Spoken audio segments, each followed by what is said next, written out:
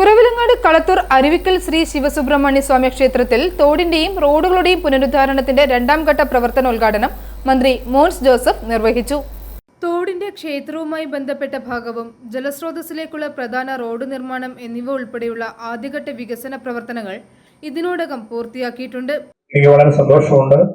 ഈ കടുത്തുരുത്തി അസംബ്ലി മണ്ഡലത്തിൽ നടപ്പാക്കുന്ന വിവിധ ജലസ്രോതസ്സുകളുടെയും ക്ഷേത്ര കുളങ്ങളുടെയും എല്ലാം നവീകരണത്തിന്റെ ഭാഗമായി നടക്കുന്ന പ്രോജക്റ്റിൽ നമുക്ക് അരുവിക്കൽ ക്ഷേത്രവും കഴിഞ്ഞ വർഷം ഉൾപ്പെടുത്തുവാൻ കഴിഞ്ഞു.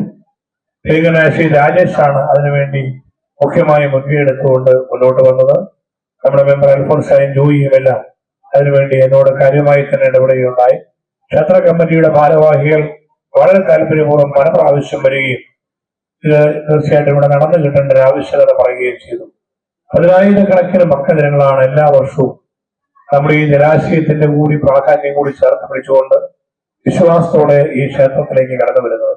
കൂടാതെ അരുവിയുടെ ഒരു വശത്ത് കരിങ്കൽ സംരക്ഷണ ഭിത്തിയും നിർമ്മിച്ചു. ക്ഷേത്രത്തിന് മുന്നിലുള്ള വെള്ളച്ചാട്ടത്തിലൂടെ ക്ഷേത്രത്തിനുള്ളിലേക്ക് പ്രവേശിക്കുന്നതിനായി കൈവരി നിർമ്മിക്കൽ, ജലാശയത്തിനോട് ചേർന്ന് പുറമ്പോക്ക് ഭൂമി തിട്ടപ്പെടുത്തി സംരക്ഷണ ഭിത്തി കെട്ടൽ എന്നിവയാണ് ഇനി നടപ്പിലാക്കാനുള്ളത്.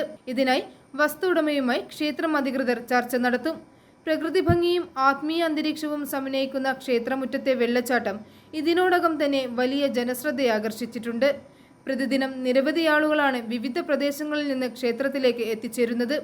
ജില്ലാ പഞ്ചായത്ത് അംഗം Josemon Mundakkal, Kanakkari panchayat president Vijay Showar, Kuravilangad panchayat president Sibi Mani, block panchayat അംഗം സിൻസി ജെയ്സൺ, ക്ഷേത്ര ഭാരവാഹികൾ, ഭക്തജനങ്ങൾ തുടങ്ങിയവർ പങ്കെടുത്തു. i4 news, Ettumanoor.